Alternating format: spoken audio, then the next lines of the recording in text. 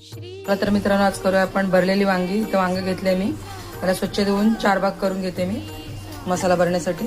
ते मसाल्यासाठी घेतले शेंगदाणे भाजून घेतले मी साल्ट काढून. आता जरा दरदरीत वाटून घेते, जास्त बारीक नाही करणार.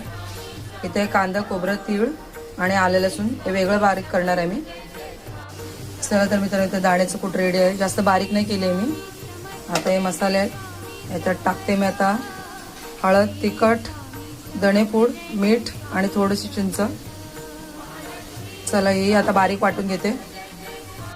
चला तर मित्रांनो, इथे शेंगदाणे मिक्सर करून घेतले मी.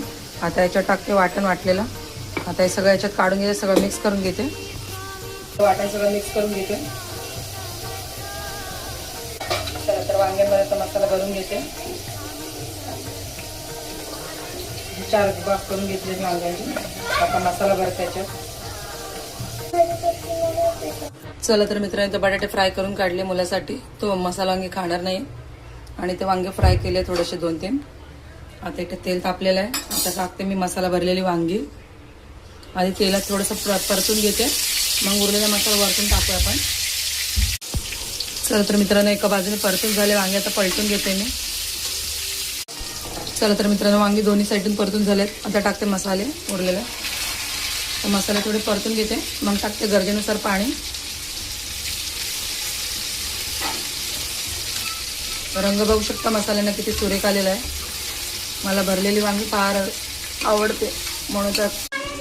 चला तर मित्रांनो, मसाले परतून झाले तर टाकते थोडंसं पाणी. तुम्हाला जितकं पाहिजे, भाजी सुक्कं ओलं त्या हिशोबाने तुम्ही ठेवू शकता पाणी. मी जरासा रस्सा ठेवणार आहे, जास्त सुक्कंही नको आणि जास्त ओलंही नको.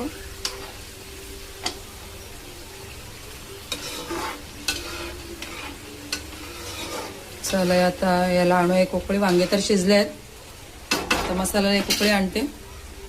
चला तर मित्रांनो, इथं माझं पूर्ण स्वयंपाक रेडी आहे.